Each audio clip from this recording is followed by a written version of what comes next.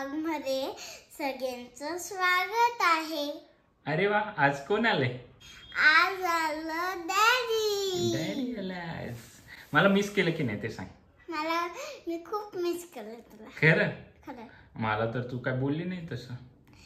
पण डॅडी विसरून जात होती मी असं तुला सांगायचं। तर काल आम्ही आलो धुळ्याला, मी मम्मी पप्पा असं आम्ही सगळे धुळ्याला आलो वडोदरावरून। पियुषचं लग्न आहे 2 दिवसांनी, तर त्याच्यासाठी आम्ही आलोय, मस्त एन्जॉय करणार आहे। तू मेहंदी काढली, दाखव सगळ्यांना।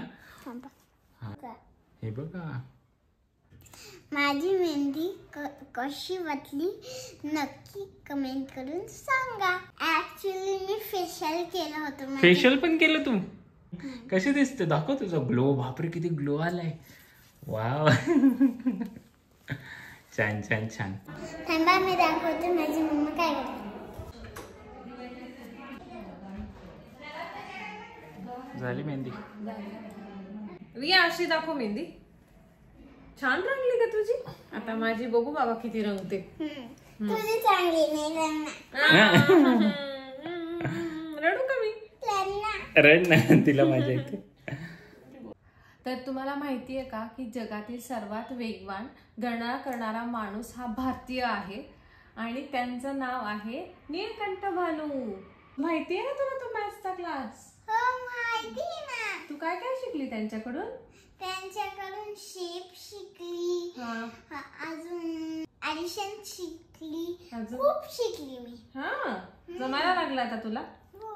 तर तुम्ही गुगलवर सर्च करू शकता त्यांच्याबद्दल।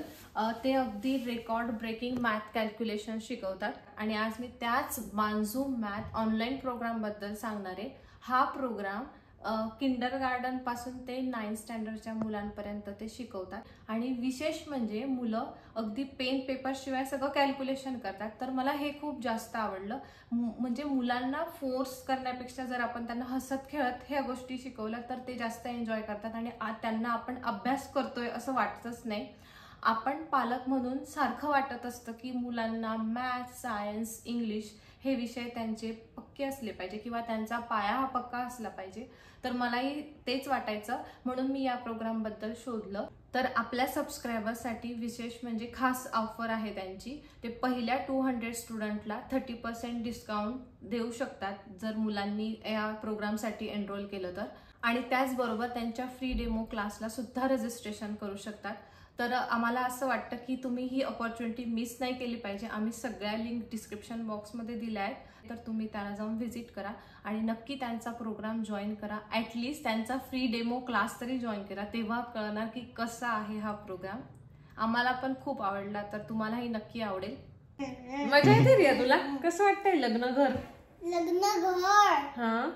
मस्त मस्त। तर सगळेजण विचारत होते की रिया आणि रियाची मम्मा आले लग्नासाठी, पण रियाचे आजी आजोबा आणि डॅडी कधी येणार? तर काल रियाचे आजी आजोबा आणि डॅडी आले फायनली। मम्मीची चालू आहे मेहंदी। मम्मी, सगळेजण म्हणत होते की तू मागच्या ब्लॉग मध्ये नव्हती। सगळ्यांचं किती लक्ष असतं की कोण दिसलं ब्लॉग मध्ये, कोण नाही दिसलं। सगळे प्रीतीला पण मिस करत होते की प्रीती आणि तू नाही दिसली। मम्मीची चालू इकडे मेहंदी। मी आणि आता रिया थोडा आराम करतो, है ना रिया? Bye, good night. आपल्याला रात्री काय करायचंय? डान्स, म्हणून आता आराम करून घे। तर आता मी रियाला थोडा वेळ झोपवते। रात्री आम्हाला खूप मज्जा करायची। तिकडे बघायचं समोर। काकांकडे बघा।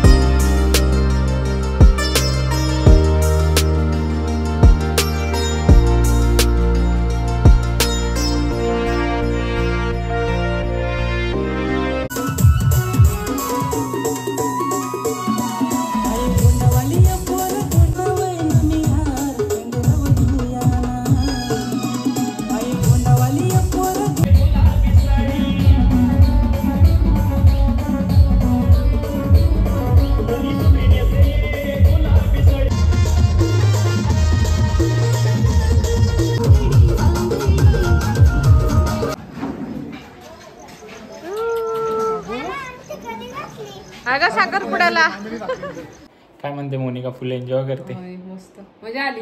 म्हणजे ऍक्च्युली अनप्लॅन होता तो म्हणून, नाहीतर असं छान प्रॉपर प्लॅनिंगने झालं असतं तर संगीत छान झालं असतं. पण पूर्ण अनप्लॅन होतं आणि त्यामुळे आम्ही काही डान्स वगैरे पण सेट केलेला नाही. मागच्या वेळेस जेव्हा आलेलो शुभमचं लग्न होतं हिच्या भावाचं, तेव्हा आम्ही केला होता डान्स.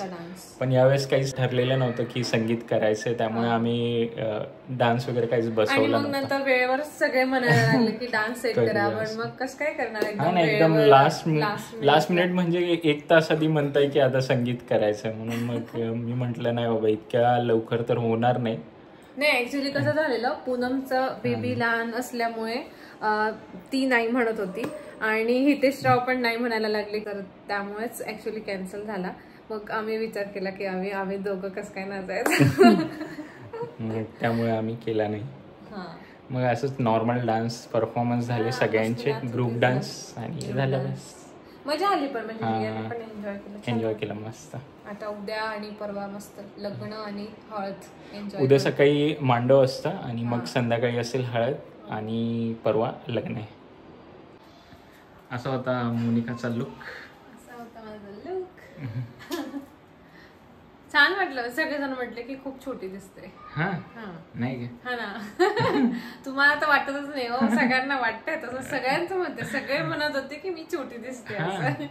अरे काय पण असंच. अरे ती मेहंदी काढताना ती मेहंदीवाली म्हणते की तिचं लग्न झालेलं आहे का म्हटलं. मग तिला मग सुद्धा दिसलं म्हणे हा लग्न झालंय. तिला तर वाटलंच नव्हतं की आपल्याला मला मुलगी पण नाही असं. पहिल्यापेक्षा तर झाली. तुझं वजन पण कमी झालेलं. खूप कमी झाले, खूप. थोडं रियाच्या मागे मागे जाऊन त्यामुळे ठीक आहे. काय नाही, वाढून टाक. काय वाढत नाही ना पण.